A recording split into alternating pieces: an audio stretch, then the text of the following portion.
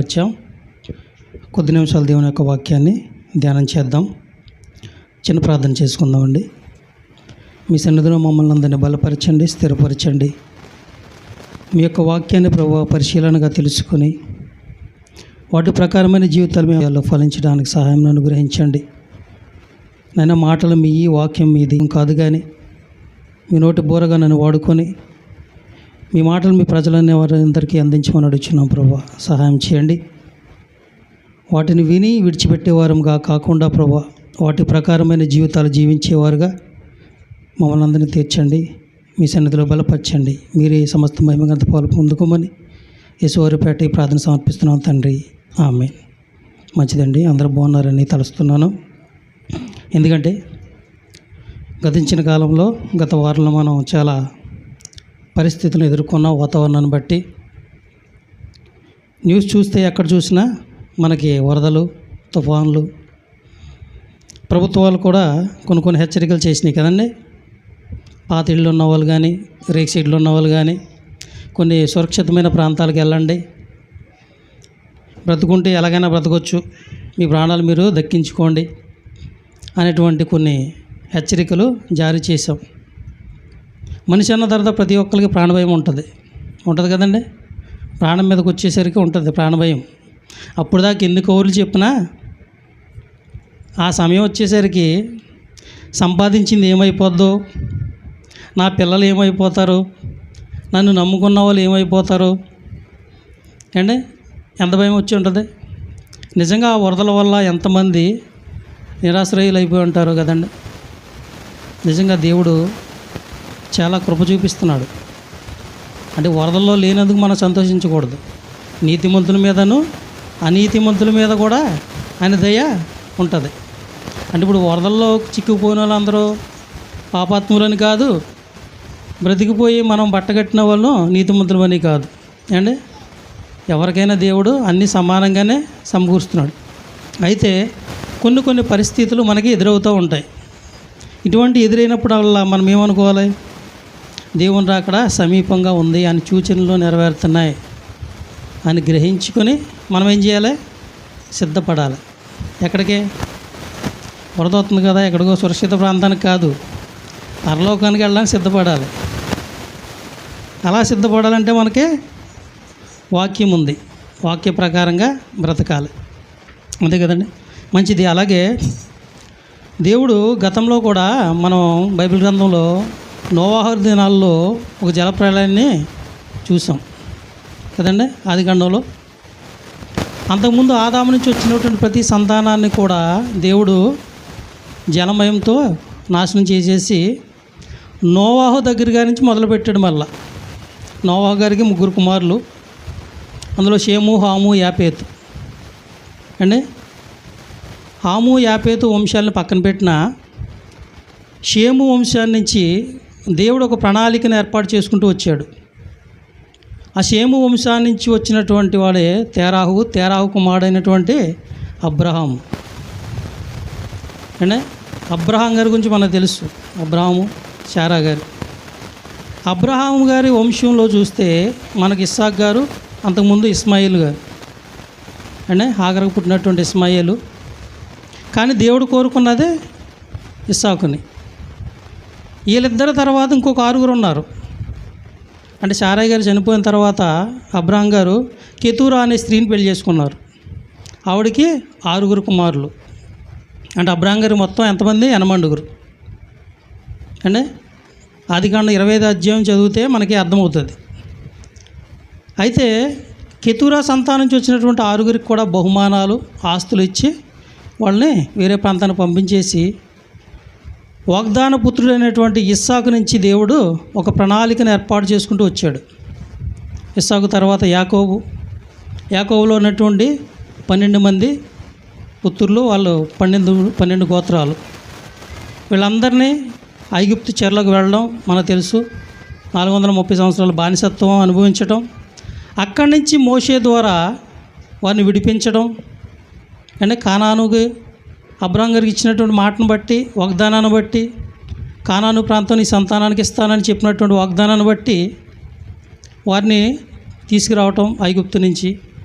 అరణ్యంలో 40 సంవత్సరాలు వారిని తిప్పడం అన్నీ మనం ధర్మశాస్త్రంలో చూస్తాం, అంతే కదండి. 12 మందిలో చాలా వరకు ఇశ్రాయేలు ప్రజలు, 12 గోత్రాలు ఉన్నటువంటి ఇశ్రాయేలు ప్రజల్లో దేవుడు ఎన్ని కార్యాలు చేసినా మర్చిపోతూనే వచ్చారు.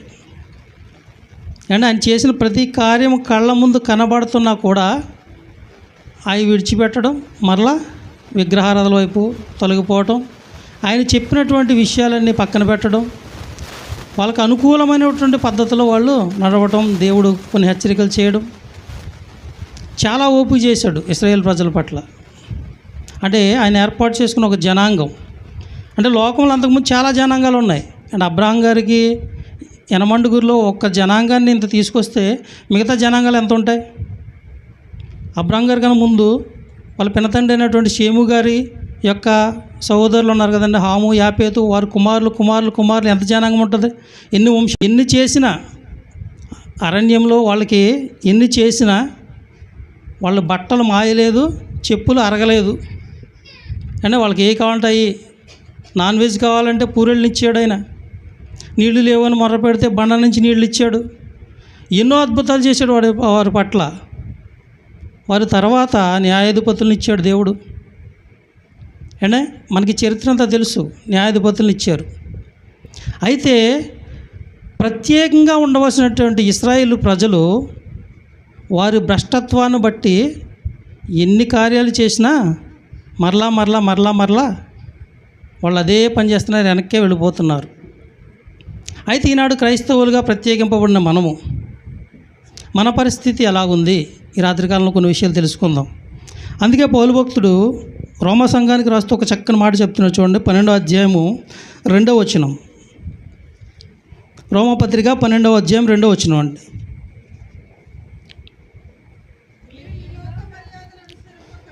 మీరు ఈ లోక మర్యాదను అనుసరింపక ఉత్తమమును అనుకూలమును సంపూర్ణమునై ఉన్న దేవుని చిత్తమేదో పరీక్షించి తెలుసుకున్నట్లు మీ మనస్సు మారి నూతన మగుట వలన రూపాంతరం పొందుడి. ఇక్కడ ఏం చెప్తున్నాడంటే, మీరు ఈ లోక మర్యాదను అనుసరింపక అన్నాడా, అనుసరించి అన్నాడా?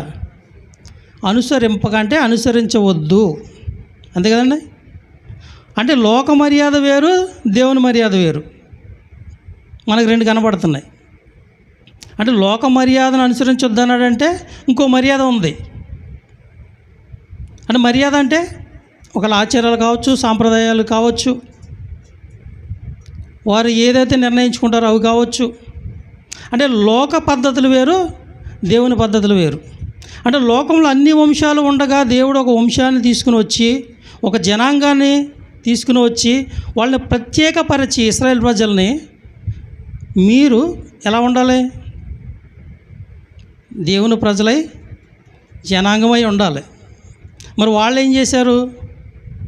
మనకు తెలుసు, పాత నిబంధన చదువుకుంటే వాళ్ళు ఎన్నిసార్లు దేవుని విడిచిపెట్టి అన్య దేవతల వైపు, విగ్రహాల వైపు తిరిగారో మనకు కనబడుతూ ఉంటుంది అండి. అందుకే పౌలు భక్తుడు క్రైస్తవులు అనేటువంటి మనకు చెబుతున్న మాట ఏంటంటే, మీరు ఈ లోక మర్యాదను అనుసరింపక, అంటే లోక మర్యాదను అనుసరించొద్దు అంటున్నాడు. అంటే లోక మర్యాదలు ఏముంది? చాలా ఉన్నాయి, ఆచారాలు సాంప్రదాయాలు చాలా ఉన్నాయి కదండి.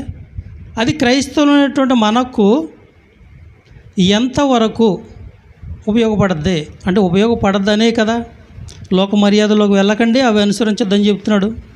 అయితే ఒకసారి ఇశ్రాయేలు ప్రజలను చూస్తే, వాళ్ళని చూసి ఈనాటి క్రైస్తవులుగా మన జీవితాన్ని పరిశీలన చేసుకుందాం. అంటే సమూయేలు మొదటి గ్రంథం, గత 2 వారాల క్రితం సహోదరులు తెలియజేశారు ఏ విషయాలు, దాన్నే మరలా ఒకసారి మీకు రిపీట్ చేస్తానండి. సమూయేలు మొదటి గ్రంథం 8వ అధ్యాయం మొదటి నుంచి చదువుకుందాం. సమూయేలు వృద్ధుడైనప్పుడు తన కుమారులను ఇశ్రాయేలీల మీద న్యాయాధిపతులుగా నియమించెను. అతని జ్యేష్ఠ కుమారుని పేరు యోవేలు, రెండో వాని పేరు అబియా. ఇక్కడ చూస్తే సమూయేలు గారికి ఇద్దరు కుమారులు ఏం చేశారంట, న్యాయాధిపతులు. ఎప్పుడు ఈయన వృద్ధాప్యానికి వచ్చారు. సమూయేలు గారి గురించి మనకు తెలుసు. అసలు సమూయేలు గారి పేరు చెప్పి ఆయన ఒక గ్రామానికి వస్తున్నాడు అంటే దడదడలాడిపోయేవారు. ఎందుకంటే దేవుని దగ్గర నుంచి ఏ వార్త తెస్తున్నాడో అని భయపడేవారు జనాలు. అంటే ప్రవక్త ఎంత పవర్ఫుల్గా ఉండేవాడో అది మనకు అర్థమవుద్ది. అంటే సమూయేలు గారికి అది అంతకుముందు న్యాయాధిపతులు ఉన్నారు. ఆ 14 మంది న్యాయాధిపతులను ఇచ్చాడు దేవుడు. సమూయేలు గారి విషయంలో చూస్తే మాత్రం వాళ్ళు చాలా భయపడేవారు. ఎందుకంటే ఆ ప్రాంతానికి వస్తున్నాడో, ఆ ప్రాంతంలో అడుగు పెడుతున్నాడు అంటే ప్రాంత ప్రజలందరూ కూడా దడ పుట్టేది. దేవుడు ఏం వార్త ఇచ్చాడు, ఈరోజు మనకి ఏం చెప్పబోతున్నాడు, మనం ఏమన్నా తప్పులు చేసామా అనేటువంటి భయం పుట్టే జనాలకి. అంత పవర్ఫుల్గా ఉండేవాడు అంటే ప్రవక్త. అతని కుమారులు కూడా ఇశ్రాయేల్ ప్రజలకి న్యాయాధిపతులుగా నియమించాడు సమూయేలు గారు. ఎందుకు? వృద్ధాప్యానికి వచ్చాను కదా, నా తర్వాత వీళ్ళు న్యాయాధిపతులుగా ఉండాలనే ఉద్దేశంతో. 3వ వచనం చూడండి వాళ్ళ పరిస్థితి. వీరు బెయేర్షెబాలో న్యాయాధిపతులుగా ఉండిరి. అతని కుమారులు అతని ప్రవర్తనను అనుసరింపక ధనాపేక్షులై లంచము పుచ్చుకొని న్యాయమును త్రిప్పివేయగా. అంటే సమూయేలు గారు ఎంత పవర్ఫుల్గా ఉన్నారో కుమారులు చూసారా ఎలా అయిపోయారు, ఏమైపోయారు? ధనాపేక్షకులై లంచాలు పుచ్చుకొని న్యాయాన్ని త్రిప్పేశారు. అన్యాయం చేస్తున్నారంట వాళ్ళు. దీన్ని ఎందుకని? ధనాపేక్ష. అందుకే బైబిల్ మనకు చెప్తున్న విషయం ఏంటంటే ధనాపేక్ష సమస్త కీడులకు మూలం. అంటే వీళ్ళు ఏం ఆశించారు? సమూయేలు గారు వంటి ప్రవక్తన వారిలో లేదు. ఎందుకంటారు? వారు చిన్నప్పటి నుంచి కూడా సమూయేలు గారిని చూసే కదా పెరిగింది. మరి ఆ స్వభావం ఎందుకు రాలేదు వాళ్ళకి అండి? మనకు ఒక లోక సామెత ఉంది, పండిత పుత్ర పరమసుంఠ అంట. అంటే పండిత పుత్రుడు అంటే ఒక ఉపాధ్యాయుడు ఎంతోమంది జడ్జిల్ని, ఎంతోమంది న్యాయాధిపతుల్ని, ఎంతోమంది లాయర్ని, పోలీసుల్ని, ఐఏఎస్ ఆఫీసర్ని తయారు చేసినటువంటి గొప్ప ఉపాధ్యాయుని కొడుకులు ఏమైపోతారంట? సుంటలైపోతారంట. అంటే చదువు అబ్బదు వాళ్ళకి. లోక సామెత. అలాంటి వాళ్ళు మన కళ్ళ ముందు కూడా చాలామంది కనబడతారు. చూడండి మీరు ఎప్పుడన్నా. మాస్టర్లు కొడుకులు కానీ మాస్టర్ కూతుర్లు కానీ చదువు అబ్బదు. నిజమే, చాలామంది ఉన్నారు. చూడండి మీరు ఏమైనా గమనించండి. మరి సమూయేలు గారు ఎంత పవర్ఫుల్గా ఉంటే వాళ్ళ కొడుకులు ఎందుకు అవ్వలేదు? మనకి ఇదో డౌట్ వస్తుంది కదండి. పాస్టర్ గారు ఇక్కడ ప్రసంగం చేస్తూ ఉంటారు, కుమారులు కూతుర్లు ప్రార్థనలో ఉండరు. ఇదో డౌటు ప్రజలకి, అంతే కదండి. భక్తి పాస్టర్ గారికి ఒక్కరికేనా? మరి ఇంట్లో పిల్లలకు వద్దా, మనవాళ్ళకు వద్దా, మనవరాలకు వద్దా? ప్రజలు ఎలా ఉంటారంటే తెలుసండి, ప్రజలు భక్తిగా ఉన్నామనుకో నిన్ను నీ కుటుంబాన్ని పరిశీలన చేస్తారు, అంతే తప్ప వాళ్ళ జీవితాలని వాళ్ళ పిల్లల జీవితాన్ని పరిశీలన చేయరు. ఎందుకని?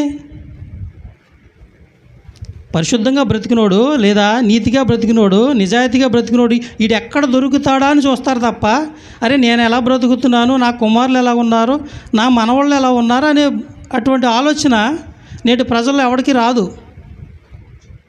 అంటే పక్కనోడి మీద ఉన్నంత ఆసక్తి మన మీద ఉండదు. అంటే మనమేమో చెవిలో పెట్టేసుకుంటే ఇయర్ ఫోన్స్లు, రేడియోలు, రకరకాల చెవిలో పెట్టి మనమే వింటాం తప్ప ఏనాడని మన పిల్లల్ని కూర్చోబెట్టి వినంటా దేవుని వాక్యం అన్నాం. పాస్టర్ గారేమో ఇలా వాగుతూ ఉంటారు, వాళ్ళ పిల్లలేమో ఎక్కడో తిరుగుతూ ఉంటారు. అబ్జర్వ్ చేస్తారు జనాలు.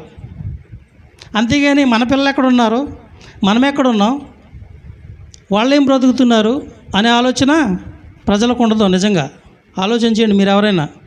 ఇప్పుడు నేను వాక్యం చెప్తున్నాను కదా, చాలామంది దృష్టి అంతా నా పిల్లల మీద, నా కుటుంబం మీద ఉంటుంది.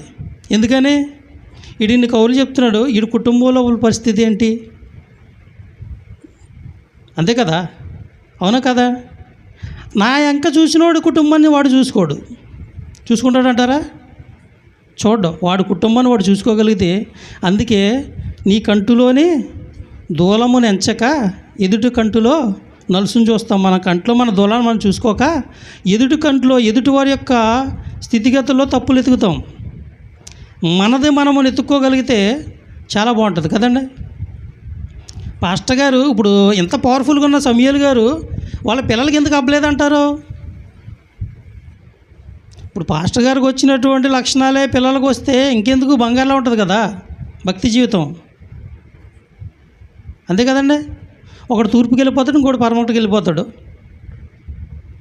ఈయన మాత్రం ఎక్కడ చెప్పుకుంటారు ఇలాగా. అంటే ప్రణాళికలో లేరు, ఉండరు వాళ్ళు. మనం చెప్తే కదా ఈనాడైనా మనం చెప్తే కదా వాళ్ళని కూర్చోబెట్టమని, ప్రార్థన రండి అని చెప్తే. అంతేగాని మనం సమూయేలు మొదటి అధ్యాయంలో కూడా ఏలీ గారు కూడా అంతే, వాళ్ళ పిల్లలు కూడా అంతే, వాళ్ళ కుమారులు మందిరానికి వచ్చే స్త్రీలతో అసభ్యంగా ప్రవర్తించిన పరిస్థితులు కనబడతాయి. ఎందుకంటే వృద్ధాప్యం చెప్పలేవాడు కుమారులకి. చెబితే ఒకసారి కాబట్టి ఒకసారైనా వాళ్ళకి నాటుకుంటుంది. ప్రణాళికలో లేడని వదిలేసాడు అంతే ఏలీ గారు కూడా. అంటే ఏమైపోయారు? భ్రష్టులు అయిపోయారు. రేపు మన పరిస్థితులు కూడా అంతే. చెప్పాలి, మన కుమారులు కూడా చెప్పాలి, మన కుమార్తెలు చెప్పాలి, బలవంతంగా మనతోనే తీసుకురావాలి. ఈనాడని చెప్పగలుగుతున్నామా? మన పిల్లలకే ప్రార్థనకి వెళ్ళాలి, చర్చికి వెళ్ళాలి, బైబిల్ చదవాలి చెప్పగలుగుతున్నామా? ఈనాడైనా చెప్పకుండా ప్రణాళికలో లేరని విడిచిపెట్టేస్తే రేపు పొద్దున మనల్ని ఎక్కడ అడగడా దేవుడు? అంటే అడగడా? మరి చెప్పుంటే కనీసం కొంత కాదు కొంత వాళ్ళ ప్రవర్తన మారుండేది కదా. అంటే చెప్పలేదంటారా?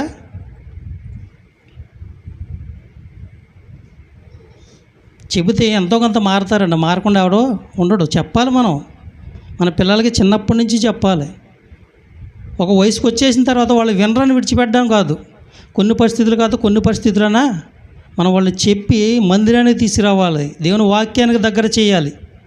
ఇప్పుడు నేను ఒక్కనే పరలోకం వెళ్ళిపోతే సరిపోతుందా? నా పిల్లల్ని నేను సరైన క్రమంలో పెంచకుండా, అంటే దేవుని వాక్యంలో పెంచకుండా నేను పరిశుద్ధంగా కాపాడుకుని నా జీవితాన్ని నేను పరలోకం వెళ్ళిపోతే సరిపోతుందా? మరి అక్కడ అడగడు ఆయన, నీ పిల్లల విషయంలో ఏం చేసేవారు అని. వెళ్ళిపోతామనే ధీమా మనకి రాదు. ఒకవేళ మనకు వచ్చినా కొన్ని ఆటంకాలు ఆపేస్తాయి. ప్రతిదీ పరిగణలోకి తీసుకుంటాడు దేవుడు. మనం ఏది పడితే అది సింపుల్గా తీసుకోవడానికి లేదు. అంటే ఇప్పుడు సమూయేలు గారి పరిస్థితి చూడండి. సమూయేలు గారు కుమారుల పరిస్థితి ఏమైపోయారు? ధనాపేక్షకులై లంచము పుచ్చుకొని న్యాయం త్రిప్పివేయగా. 4వ వచనం, ఇశ్రాయేలీయుల పెద్దలందరూ కూడి రామాలో ఉన్న సమూయేలు వద్దకు వచ్చి చిత్తగించుము, నీవు వృద్ధుడవు, నీ కుమారులు నీ ప్రవర్తన వంటి ప్రవర్తన గలవారు కారు గనుక సకల జనుల మర్యాద చెప్పున. ఎవరంటే సకల జనుల మర్యాద చెప్పున. లోక మర్యాద మనకు ఉండకూడదు. అదే కదా మన పాఠం. ఇక్కడ చెప్తున్నారు చూడండి, సకల జనుల మర్యాద చెప్పున మాకు ఒక రాజును నియమించు, అతడు మాకు న్యాయం తీర్చును. ప్రజలందరూ వచ్చారు. ఎందుకు? అతని కుమారుల ప్రవర్తన బాగాలేదు. సమూయేలు గారి యొక్క కుమారుల ప్రవర్తన బాగాలేదు. వారు ధనాపేక్షలు అయిపోయారు, దోచుకుంటున్నారు, న్యాయాన్ని కూడా అన్యాయానికి మార్చేస్తున్నారు. ఇలా ప్రజలందరూ వచ్చి సమూయేలు దగ్గరకు వచ్చి, నువ్వు వృద్ధుడు కాబట్టి నీ పిల్లలు నీ ప్రవర్తన వంటిది కాదు కాబట్టి ఏం చేయాలంటే నువ్వు సకల జనుల మర్యాద, అంటే మిగతా జనులు ఉన్నారు కదా, మిగతా రాజ్యాలు ఉన్నాయి, ఆ రాజ్యాలని రాజులు పరిపాలిస్తున్నారు. ఇప్పటివరకు ఇశ్రాయేలుకు రాజులు లేరు, న్యాయాధిపతులను ఇచ్చాడు దేవుడు. అంటే అందుకే వాళ్ళు అడుగుతున్నారు, సకల జనుల మర్యాద చెప్పున మాకు ఒక రాజును నియమించు, అతడు ఏం చేస్తాడు? మాకు న్యాయం తీరుస్తాడు. అంటే ఆలోచనలు అంటాడు ఆయన, మాకు న్యాయం తీర్చుటకే రాజును నియమింపమని వారు అనిరి. ఆ మాట సమూయేలు దృష్టికి ప్రతికూలంగా ఉండెను గనుక సమూయేలు యెహోవాకు ప్రార్థన చేసెను. వాళ్ళు అడిగినటువంటి మాట అనుకూలంగా ఉంది సమూయేలు గారికి. అంటే వ్యతిరేకంగా ఉందా, అనుకూలంగా ఉందా? అనుకూలంగా ఉంది. ఎందుకంటే సమూయేలు గారికి ఇష్టంగా ఉంది ఆ మాట. ఎందుకంటే వాళ్ళ కుమారుల ప్రవర్తన బాగాలేదు కాబట్టి. అందుకే ఆయన ఏంటంటే యెహోవాకు ప్రార్థన చేసినప్పుడు 7వ వచనం, అందుకు యెహోవా సమూయేలును సెలవిచ్చినది ఏమనగా, జనులు నీతో చెప్పిన మాటలన్నిటి ప్రకారము జరిగించు. అంటే సమూయేలు గారు ఎప్పుడైతే ప్రార్థన చేశారో, ఇదిగో ప్రభువా ప్రజలందరూ ఒక రాజును అడుగుతున్నారు, కానీ మరి ఏం చేయమంటావు అని అడిగినప్పుడు, ప్రజలు ఎలా అడుగుతున్నారు? రాజును అడుగుతున్నారు కదా, ఆ ప్రకారంగా చెయ్యి. ఎందుకంటే జనులు నీతో చెప్పిన మాటలన్నిటి ప్రకారం జరిగించు. వారు నిన్ను విసర్జింపలేదు కానీ తమ్మును ఏలకుండా నన్నే విసర్జించారు. దేవుడు అంటున్న మాట. అంటే అప్పటి వరకు వీళ్ళని పరిపాలించింది ఎవరు? ఇశ్రాయేలు ప్రజల్ని కాపాడుకుంటూ వచ్చింది ఎవరు? పగలు మేఘస్తంభమై రాత్రి అగ్నిస్తంభమై ప్రజలను కంటికి రెప్పలాగా నిద్రపోకుండా కాపాడుకుంటూ వచ్చింది ఎవరో? దేవుడు. అంటే సమూయేలు గారు ఒక న్యాయాధిపతిగా కనబడుతున్నాడు తప్ప వెనకాల నడిపించేదంతా దేవుడే. ఇప్పుడు ఇలా ఆయనని విడిచిపెట్టేసి ఏమడుగుతున్నారు? సకల జనులు ఎలాగైతే రాజుని పెంచుకున్నారో, రాజుని వారు ఎన్నిక చేసుకున్నారో ఆ ప్రకారంగా మాకు కూడా ఒక రాజు కావాలి. అతను మాకు న్యాయం తీరుస్తాడు, మమ్మల్ని పరిపాలిస్తాడు. అప్పుడు దేవుడు కోపం వచ్చింది. ఏంటంటే వాళ్ళు నిన్ను కాదు, సమూయేలు నిన్ను కాదు, వాళ్ళని ఏలకుండా వాళ్ళు నన్నే విసర్జించారు. అందుకే వాళ్ళు అడుగుతున్నారు కదా, ఆ ప్రకారంగా రాజుని. అయితే 8వ వచనం, వారు నన్ను విసర్జించి ఇతర దేవతలను పూజించి నేను ఐగుప్తులో నుండి వారిని రప్పించిన నాటి నుండి నేటి వరకు తాము చేయించి వచ్చిన కార్యములన్నిటి ప్రకారంగా వారు నీ ఎడలను జరిగించుచున్నారు. వారు చెప్పిన మాటలను అంగీకరించు. అయితే వారిని ఏలబోరాజు ఎట్టివాడగును, నీవే సాక్షివై వారికి దృఢముగా తెలియజేయి. ఇప్పుడు రాజు కావాలంటున్నారు కదా వాళ్ళు, అలాగే ఆ ప్రకారంగా రాజును నియమించు. అయితే రాజు ఎలాగుంటాడు అనేది ముందు వాళ్ళకి తెలియజేయి. దేవుడు చెప్తున్న మాట. అంటే వీళ్ళు ఏం కోరుకున్నారో? దేవుణ్ణి విడిచిపెట్టి, దేవుని యొక్క న్యాయస్థానాన్ని విడిచిపెట్టి లోక మర్యాదను కోరుకున్నారు. లోక మర్యాద ప్రకారంగా సకల జనుల మర్యాద చొప్పున ఒక రాజును కోరుకున్నారు. అర్థమవుతుందండి? సకల జనుల మర్యాద చొప్పున వాళ్ళు ఒక రాజును కోరుకున్నారు. అందుకే ఆ రాజు ఎలా ఉంటాడో ముందు తెలియజేయి. ఇప్పుడు మీరు అనుకుంటున్నారు కదా, అతడు మాకు న్యాయం తీరుస్తాడు, అతడు మాకు మంచి చేస్తాడు అని అనుకుంటున్నారు కదా. అయితే ఆ రాజు ఎలా ఉంటాడనే విషయాలు ముందు తెలియజేయి వాళ్ళకి అని సమూయేలుతో దేవుడు చెప్తున్నాడు. అందుకే 10 నుంచి చదువుకుందాం చూడండి.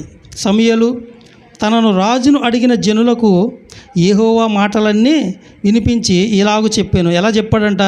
మిమ్మును ఏలబో రాజు ఎట్టివాడగుననుగా అతడు మీ కుమారులను పట్టుకొని తన రథములను తోలుటకును తన గుర్రములను కాపాడుటకును వారిని ఉంచుకొనును.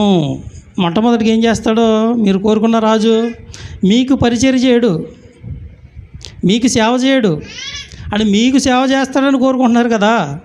ఆ రాజు ఏం చేస్తాడంటే మీ కుమారులు పట్టుకుంటాడు, అతన్ని రథాల తోలుతాకి వాళ్ళని ఉంచుకోవడం, ఆ యొక్క గుర్రాలను కాపాడుకోవడానికి వారిని ఒక పనులుగా ఉంచుకుంటాడు.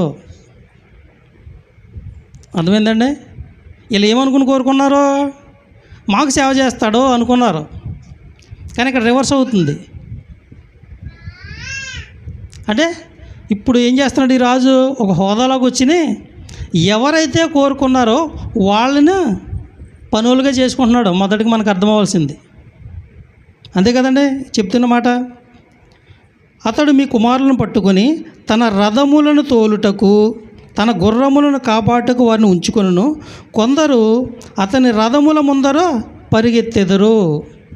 ఈ ఎన్నుకున్న రాజు హాయిగా పైన కూర్చుంటాడు గుర్రం మీద. వీళ్ళు ఏం చేస్తారో పరుగులాడతారు. ముందు గుర్రం ముందు ఇలా పరుగులాడతారు. కోరుకున్నవాడు మాత్రం హాయిగా సింహాసనం మీద కూర్చుంటాడు. వీళ్ళు ఏం చేస్తారు? ముందు ఆ అడ్డమైన పనులన్నీ చేస్తారు. అంటే మీరు కోరుకుంటున్నారు కదా ఒక రాజుని, లోక మర్యాద చెప్పున ఆ రాజు ఏం చేస్తాడనే విషయం చెప్తున్నాడు దేవుడు. అయితే మరియు అతడు వారిని తన సైన్యములో సహస్రాధిపతులుగాను పంచదశాధిపతులుగా నియమించును. తన భూములను దున్నుటకు వాటి పంటను కోయుటకు తన యుద్ధాయుధములను తన రథముల సామాన్లను చేయుటకును వారిని ఏర్పరచుకొనును. తన భూములను దున్నుటకు అంటే భూములు ఎక్కడి నుంచి వచ్చినాయి ఈ రాజుకి? అయితే ఒక రాజు, ఇప్పుడు మనకు ఉదాహరణ చెప్తాను. రాజకీయ నాయకులను మనమే ఎన్నుకుంటాం కదండి, మనమే ఎన్నుకుంటాం కదా. వాళ్ళు మన మీద అధికారం చేస్తారు. మనము ఓట్లేసి ఎన్నుకున్న రాజకీయ నాయకుల దగ్గరికి వెళ్ళి మనము మళ్ళీ అయ్యగారు మాకు ఇల్లు లేదండి, అయ్యగారు మా వాళ్ళలో డ్రైనేజీలు లేవండి, అయ్యగారు అజ్జి పెట్టుకుంటాం లేదా? మనం ఎన్నుకున్నవాడు ఏం చేయాలి? మనకు పని చేయాలి. ఇక్కడ ఏమవుతుంది?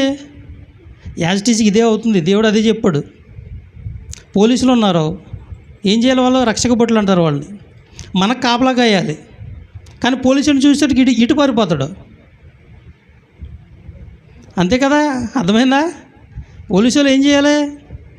యాక్చువల్గా మనం కొట్టడానికి ఉండదు, వాళ్ళకి హక్కు కాదు. మనం ఇచ్చే భయాన్ని బట్టి వాడు ఏం చేస్తాడు? మన మీద అజమాయిషీ చేస్తాడు. అంతే కదండి. ఇప్పుడు రాజు కూడా చేసేది అదే. మీ రాజు కోరుకుంటున్నారు కదా అబ్బాయి, మీరు ఏదో చేస్తాడో, ఏదో ఎరగదీసేస్తాడు అనుకుంటున్నారో, వాడు చేసే పనులు ఇవి ఏంటి? మీ కొడుకులనే పనులు చేస్తాడో ఏంటి? ఒక బికారం చేస్తాడో, వాడికి పాకి పనులు చేస్తారో ఆడేమో పైన ఉంటాడు హ్యాపీగానో. అదే విషయం చెప్తున్నాడు దేవుడు మీకు అర్థం కావడం కోసం. మీ కుమార్తెలను భక్ష్యకారిణులుగాను, బోనకత్తెలుగాను, రొట్టెలు కాల్చువారుగాను పెట్టుకొనును. ఆడవారిని ఎలా పెట్టుకుంటాడంటే, భక్ష్యకారులు అంటే ఆహారం అందింతం వడ్డించడం అండి. బోనకత్తెలు అంటే నాట్యాలు, రాజాతిరాజా మహారాజా మనం చూసాం కదా. అయ్యగారు కూర్చుంటే కొన్ని భరతనాట్యాలు చేయడం, కొన్ని సినిమాల్లో పూర్వకాలం మనం చూసాం కదండి. బోనకత్తెలు అంటే కళాకారిణులు. వీళ్ళు ఏదో పాటగా డ్యాన్స్ చేసి నాట్యమాడి అయ్యగారిని మెప్పిస్తే రాజుగారిని అని ఏదో ఒక హారమో ఏదో ఒకటి ఇస్తాడు. అంటే అలా చేస్తాడు మీ కూతుర్ని. రొట్టెలు కాల్చుటకు గాను పెట్టుకొనును. రొట్టెలు కాల్చడం అంటే వంటలు చేయడానికి, ఆడికి పాకి పని చేయడానికి, ఇంట్లో అన్ని పనులు చేయడానికి మీరు కోరుకుంటున్నారు. లోక మర్యాద ప్రకారంగా కోరుకున్నారు కదా ఒక రాజుని. వాడు చేసే పనులన్నీ ఇవి. మీ కుమారులను ఇలా చేస్తాడో, మీ కుమార్తెలను ఇలా చేస్తాడో, వాడు మీకు సేవ ఏం చేయడు. దేవుడు చెప్తున్నాడు కింద చూడండి. మీ పొలములోని, మీ ద్రాక్ష తోటలోని, ఒలీవ తోటల్లోనూ శ్రేష్టమైన వాటిని తీసుకొని తన సేవకులకు ఇచ్చును. మనం ఏదైతే బాగా పండించుకుంటామో అప్పుడు ద్రాక్ష తోటలు కాబట్టి వాళ్ళకి అంటే ద్రాక్ష పళ్ళు బాగా పండి అన్నీ ఏం చేస్తాడంట? తీసుకుని ఆడి దగ్గర పనిచేసే వాళ్ళు ఎవరైతే ఉన్నారో వాళ్ళకి పంచి పెడతాడు. ఇంకా కింద మీ పొలంలోను, మీ ధాన్యములలోను ద్రాక్ష పండ్లను 10వ భాగము తీసి తన పరివార జనమునకును సేవకులకును ఇచ్చును. కొంతమంది ఉంటారు కదండి, రాజుగారిని పొగిడే వాళ్ళు ఉంటారు కొంతమంది. ఈ పక్క సింహాసాల, ఆ పక్క సింహాసాల అంటే మనకు చిన్నప్పటి నుంచి ఒక దృశ్య రూపంగా మనం చూసాం కాబట్టి మీకు అర్థమవడం కోసం చెప్తున్నాను. వాళ్ళు ఏవో కొన్ని పొగిడితే వాళ్ళకి ఏవో బహుమతులు అవడం రాజులు.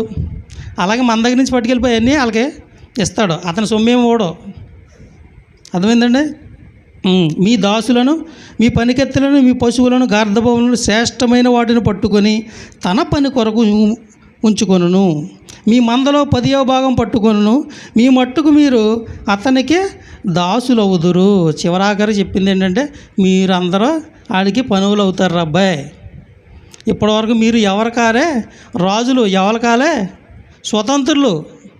మిమ్మల్ని నేను పరిపాలించాను కాబట్టి కాదు. ఇప్పుడు మీరు ఒకరిని కోరుకుంటున్నారు కదా, లోక మర్యాద చెప్పున ఒక రాజు కావాలనుకుంటున్నారు కదా. అతడు మిమ్మల్ని ఏం చేస్తాడు? ఒక పనికత్తులుగాను, ఒక నాట్యకత్తులుగాను, ఇంట్లో పాకి పనులు చేసేవారు గాను, ఆడికి భుజాన కండవ తగిలించిన అయ్యగారు అంటూ చుట్టూ తిరగడానికి ఒక దాసులుగా మిమ్మల్ని చేస్తాడు ఒక రాజు, మీరు కోరుకున్న రాజు అని చెప్తూ, ఆ దినమున ఇవన్నీ జరిగినప్పుడు అప్పుడు బుద్ధి వస్తుంది. ఎప్పుడు వస్తుంది? మనకు ముందు రాదు. కొన్ని సందర్భాలు ఎదురైన తర్వాత వస్తుంది.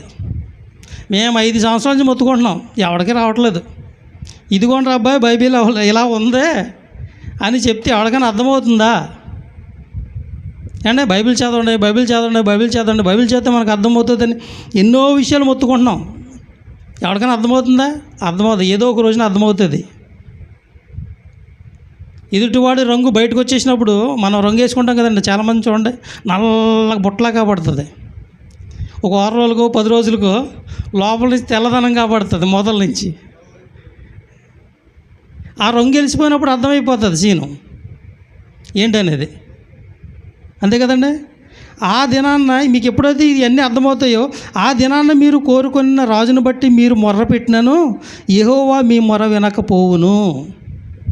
ఆ రోజున వస్తుంది కదా మీకు బుద్ధి వచ్చిన తర్వాత, అయ్యా మేము తప్పు చేసాం, అనవసరంగా రాజును కోరుకున్నాం, వీడు ఎటువంటి వాడు, ఇన్ని పనికిమాల పనులు చేస్తున్నాడు, మమ్మల్ని విడిపించు అని మీరు మొత్తుకుంటే నేను పట్టించుకోను అబ్బాయి అని నీట్గా చెప్తున్నాడు దేవుడు. ఎవరికే? ఇశ్రాయేలీల ప్రజలకే. ఇప్పుడు మనం చదువుకున్నదంతా ఇశ్రాయేల్ ప్రజలు. అప్పటిదాకా రాజులు లేరు వాళ్ళకి.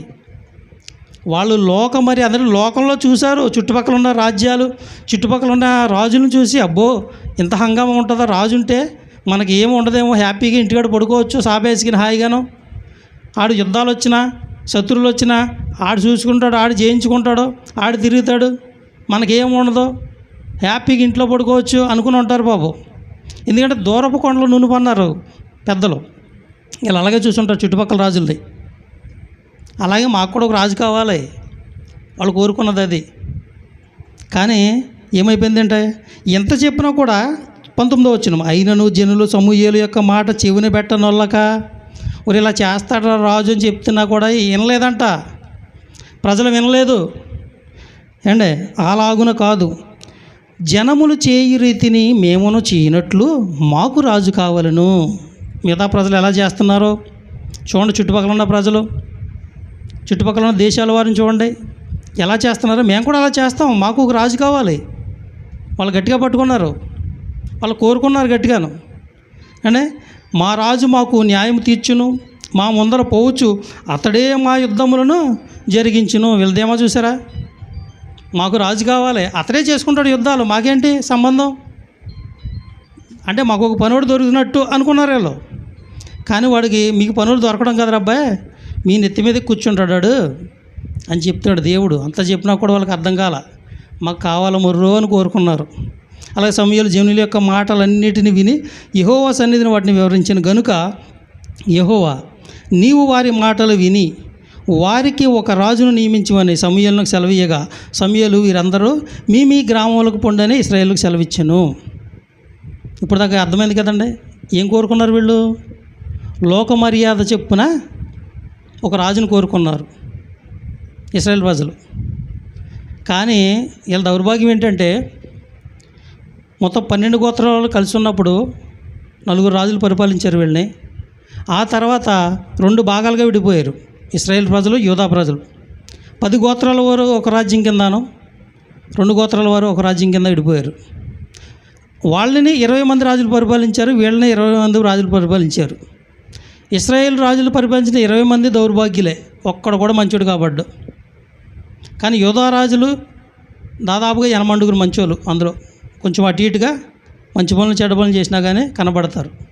మీరు రాజుల గ్రంథాలన్నీ చదువుకోండి, రాజుల గ్రంథం దినవృత్తాంతాలు చదివితే మనకు అర్థమవుతుంది. వాళ్ళు లోక మర్యాద సకల జనుల మర్యాద చెప్పున ఒక రాజుని ఏర్పాటు చేసుకున్నారు. ఆ రాజు చేసే పనులన్నీ ఇప్పుడు దాకా మనం అనుకున్నాం. మరి ఇప్పుడు క్రైస్తవులు మన పరిస్థితి ఏంటి, ఇప్పుడు అర్థం అంటే క్రైస్తవులుగా మన పరిస్థితి ఏంటి. మనము ప్రత్యేకింపబడిన వాళ్ళం లోకంలో నుంచి, క్రీస్తు రక్తంలో కడగబడి ప్రత్యేకింపబడిన వాళ్ళం. ఆనాడు అన్ని జనాంగాల్లో నుంచి దేవుడు ఒక జనాంగాన్ని ప్రత్యేకించినప్పుడు వాళ్ళు మాట వినలేదు, వాళ్ళు లోక మర్యాద చెప్పిన ఒక రాజుని కోరుకున్నారు. కానీ ఈనాడు క్రైస్తవులుగా మన పరిస్థితి ఏంటి, మనం ఎవరిని కోరుకుంటున్నాం. తిమోతికి రాసిన పత్రిక, తిమోతికి రాసిన 2వ పత్రిక 4వ అధ్యాయం,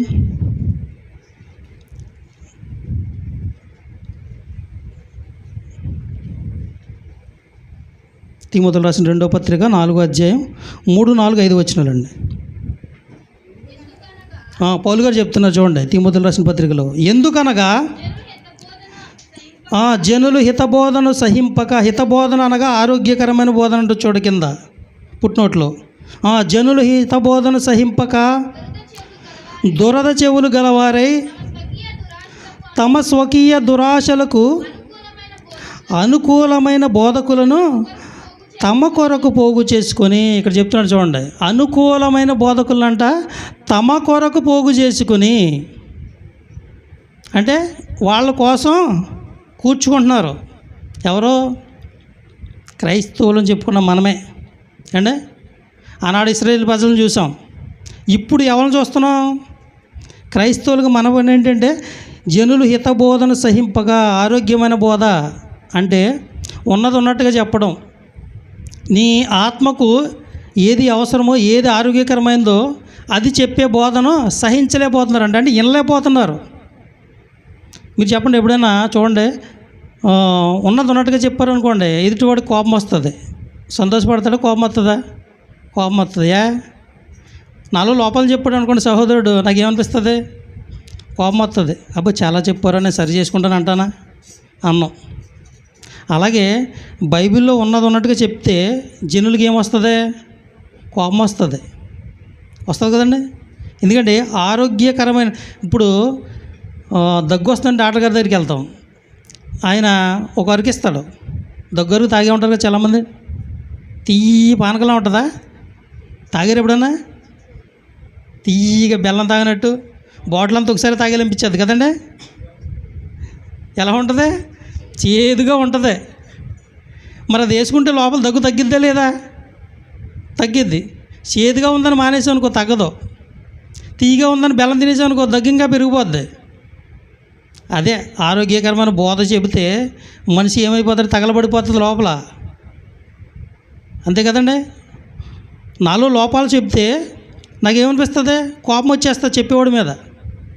బైబిల్ అదే చూపిస్తుంది. అద్దం లాంటిది. మన సహజ ముఖాన్ని ఎలా చూసుకుంటాం అద్దంలో, బైబిల్ అలాగే చూపిస్తుంది మనలో ఉన్న లోపాలని. చెప్పేవాడి మీద కోపం ఇస్తాం మనం. మనకున్నటువంటి అలవాటు అటువంటిది కదండి. అందుకే జనులు ఏం చేశారు? హితబోధన సహింపగా దురద చెవులు గలవారై తమ స్వకీయ దురాశలకు అనుకూలమైన బోధకుల్ని పోగు చేసుకున్నారు. ఎందుకంటే స్వకీయ దురాశలకు అనుకూలమైన బోధకులు. ఇప్పుడు నేను తప్పు చేస్తున్నాను అనుకోండి, రే నువ్వు తప్పు చేస్తున్నావు అని చెప్పి బోధకుడిని కోరుకుంటారా? మమ్మల్ని లేకపోతే ఎవడో కోరుకోడు. మా నలుగురిని తిట్టిపోలే తప్ప, నాన్న రా కూర్చో అని టీచరుడు ఎవడలేడు.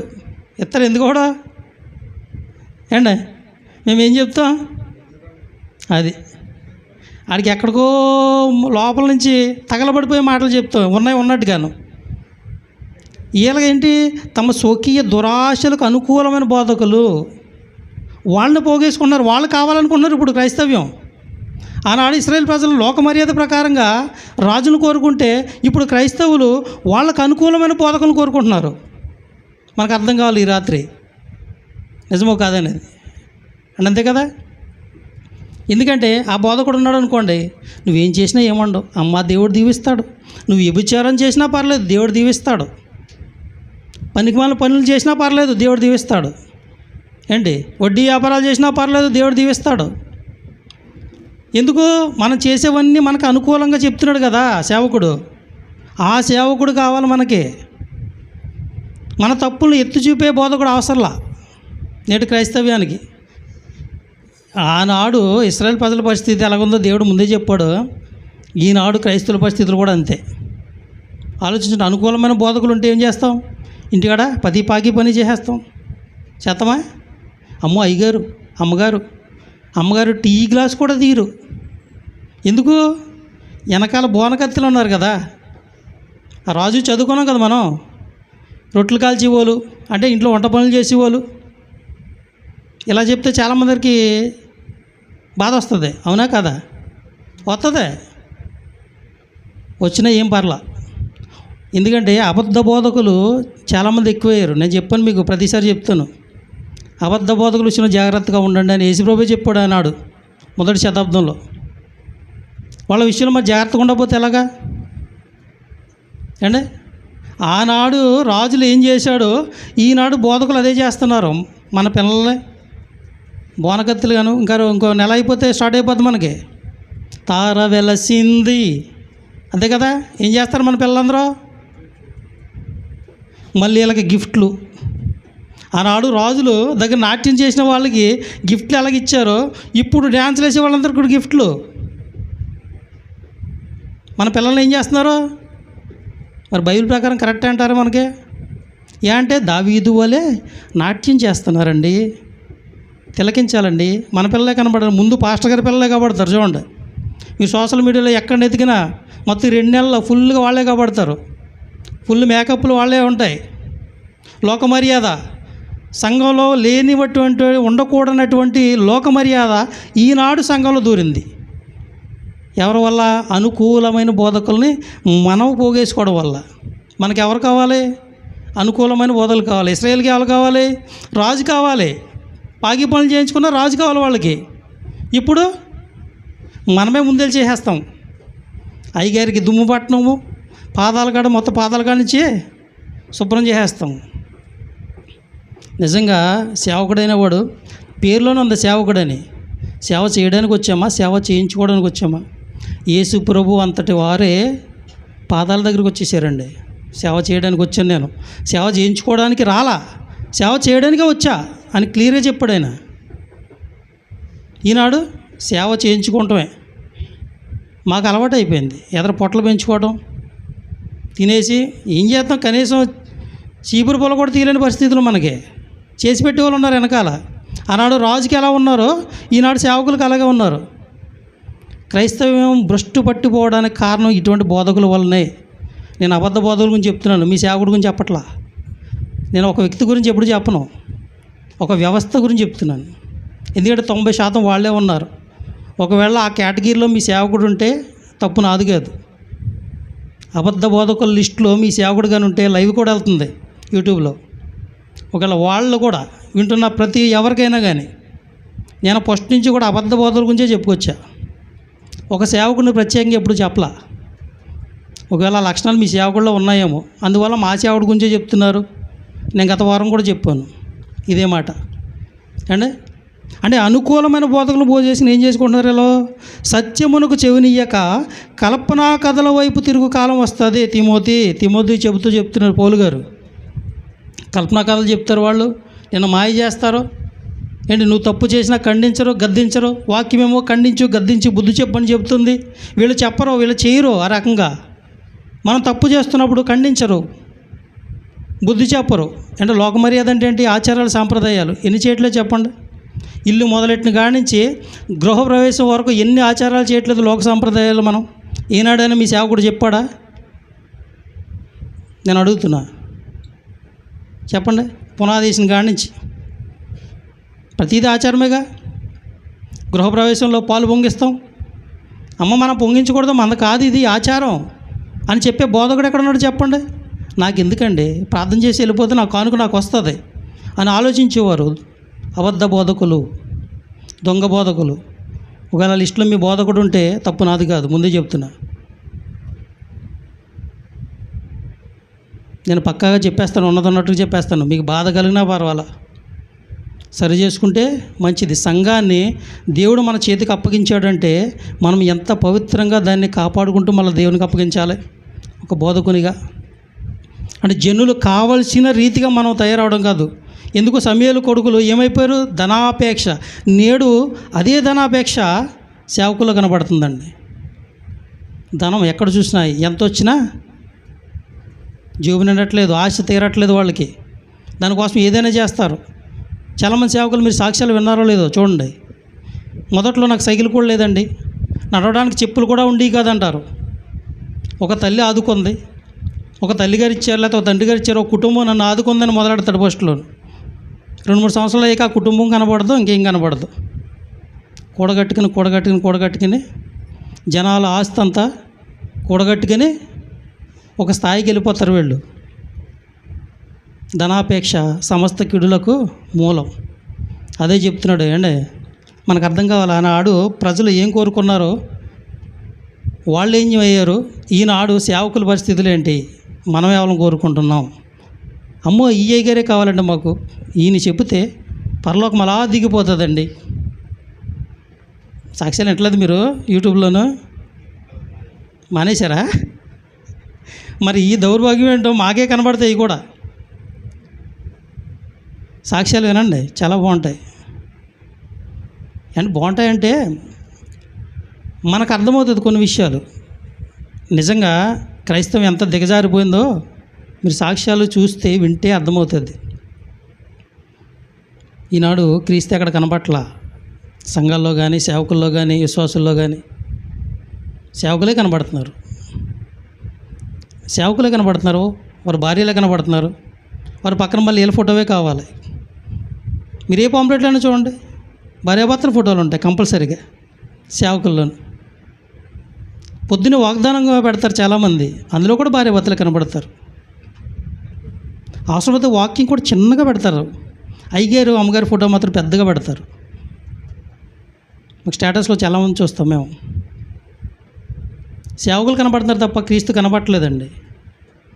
ఎందుకంటే వీళ్ళు సేవకులను కోరుకుంటున్నారు, క్రీస్తు అవసరంలో ఈనాటి క్రైస్తవ్యానికి. తను స్వరక్తం ఇచ్చి సంపాదించిన సంఘానికి క్రీస్తు అవసరంలో శిరస్సుగా. ఎందుకంటే క్రీస్తును మరుగు చేశారు, దాచేశారు. ఇప్పుడు ఆ క్రీస్తు కూడా ఈ సేవకుడు గద్దిస్తేనే ఆయన కార్యాలు చేయాలి. ఈ సేవకుడు చెబితేనే ఆయన మీకు జ్వరం పోగొట్టాలి. సాక్ష్యాలు కూడా చూడండి, చాలా బాగుంటాయి. అయ్యగారు ప్రార్థన చేస్తేనే జ్వరం తగ్గిపోయింది. పారాసెటమాల్ పనిచేయలేదండి జ్వరానికి. అయ్యగారు ప్రార్థన చేస్తేనే, పోనీ అయ్యగారు ప్రార్థన చేశాక దేవుడు కార్యం చేశాడని చెప్పరు, అయ్యగారు చేస్తేనే తగ్గిపోయింది. అంటే అయ్యగారి చేతి మహిమ అండి. దేవుళ్ళు ఏం లేదండి, ఆయన ఓన్లీ జస్ట్ వచ్చి రక్తం కాచేసి ఇచ్చేసి వెళ్ళిపోయాడు అంతే. ఆయనది ఏం లేదు పాత్ర, క్రీస్తుది. ఇప్పుడు అంతా సేవకుల మహిమ. మరి ఏమెట్టు కొట్టాలంటే వీళ్ళనే. అందుకే ఆ రోజున యేసుప్రభువు వారు తాళ్ళన్నీ పేని కోడాటి చితకబాదేశాడు యెరూషలేము మందిరం కాడ. వ్యాపారంగా చేసేశారు, దేవుని మందిరాన్ని వ్యాపారంగా చేసేశారని చితకబాదేశాడు. తాళ్ళన్నీ పేని ఒక కొరడా కింద చేసి. ఈనాడు వ్యాపారాలు ఎక్కువైపోయినాయి సంఘాల్లో. కొట్టుకు చచ్చిపోతున్నారు డబ్బుల కోసం.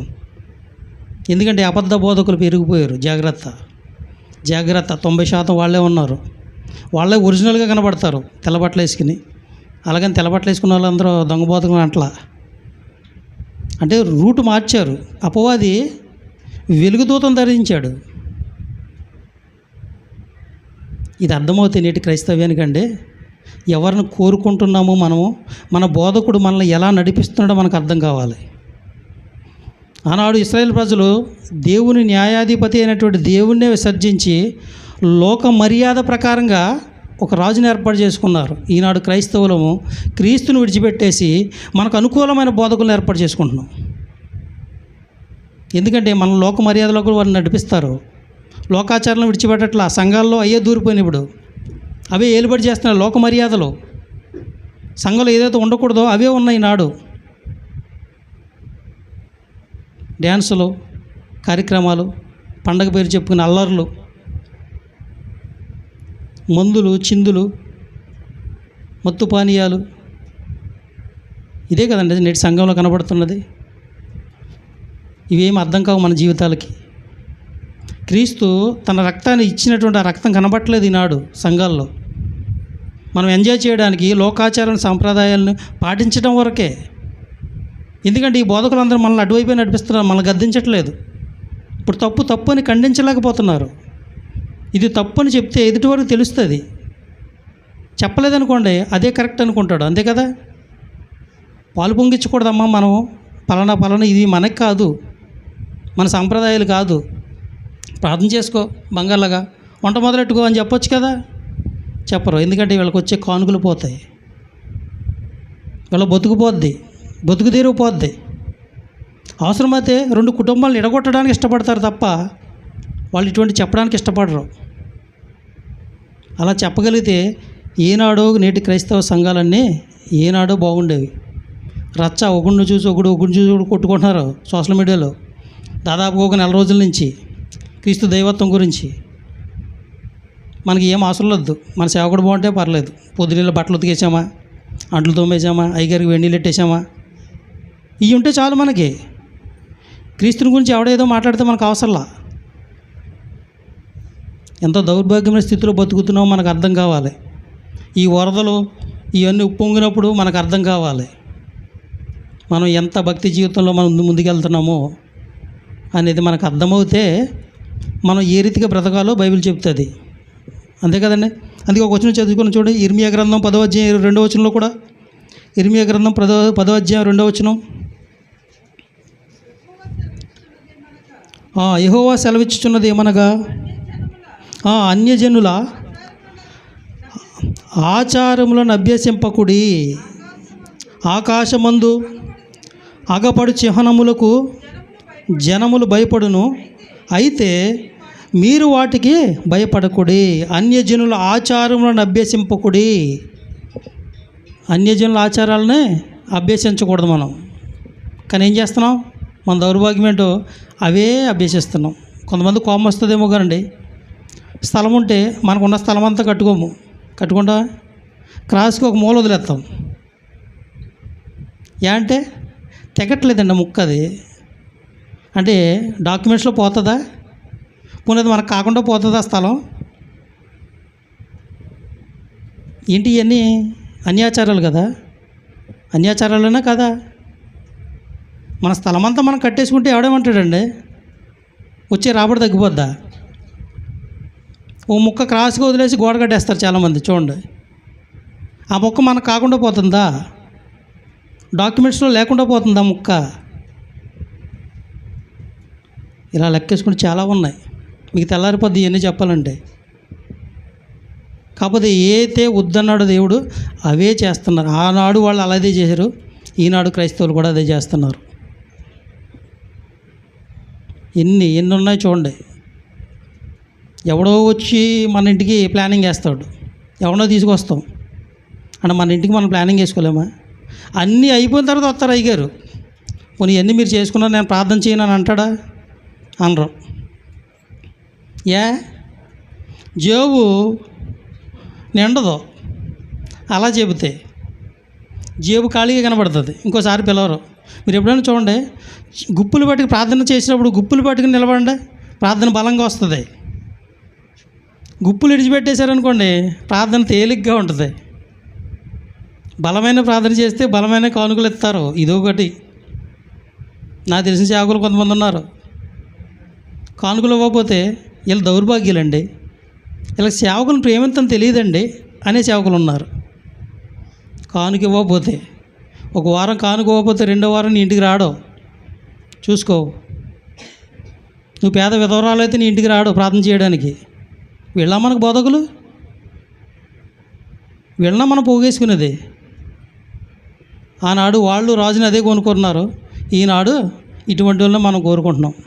మనకు అర్థం కావాలి, అంతే కదండి.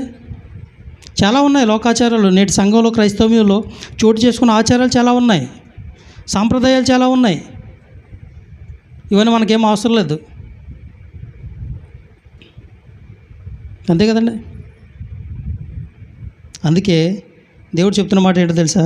మీరు ఈ లోక మర్యాదను అనుసరింపకండి, ఉత్తమమును అనుకూలమైన దేవుని చిత్తం ఏంటో తెలుసుకోండి. అది తెలుసుకోవాలి మనం. దేవుని చిత్తం ఏంటనేది నెక్స్ట్ వీక్లో చెప్తాను నేను మళ్ళీ తర్వాత. దేవుని చిత్తం ఏంటనేది, ఎందుకంటే సమయం అయిపోయింది కాబట్టి. చాలామందికి వచ్చే డౌట్ ఏంటో తెలుసా? వీడు కొత్తగా ఇల్లు కడుతున్నాడు,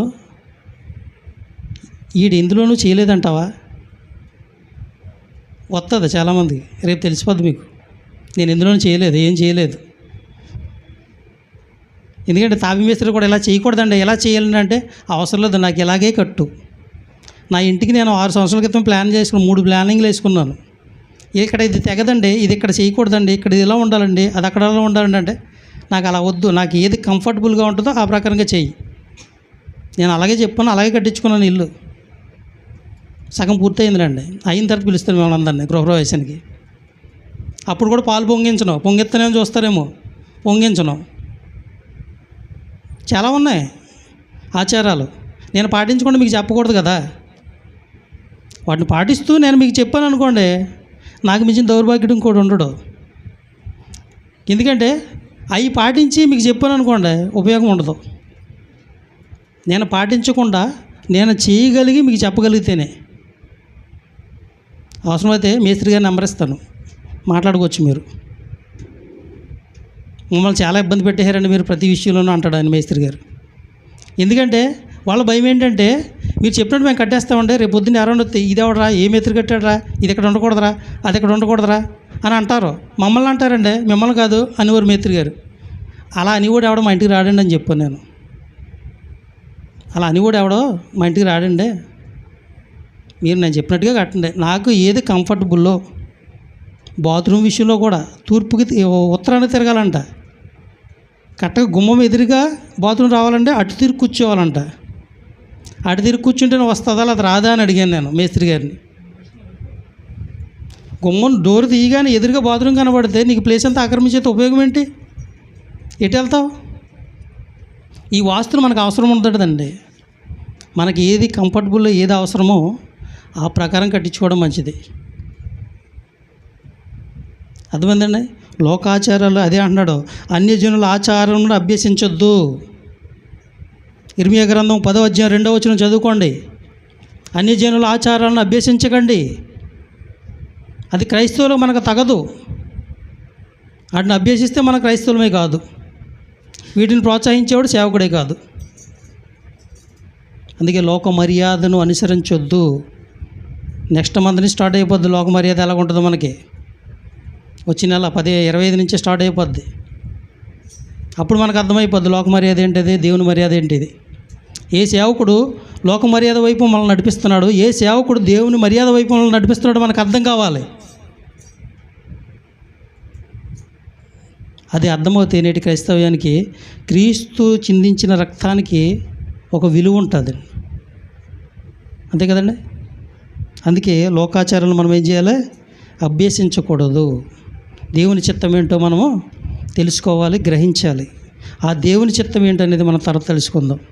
ఈ మాటలు దేవుడు మనందరి హృదయాల్లో భద్రపరచును గాక. ఆమేన్. ముగింపు ప్రార్థన ఆశీర్వాదం రమేష్ స్వీకరిస్తారు.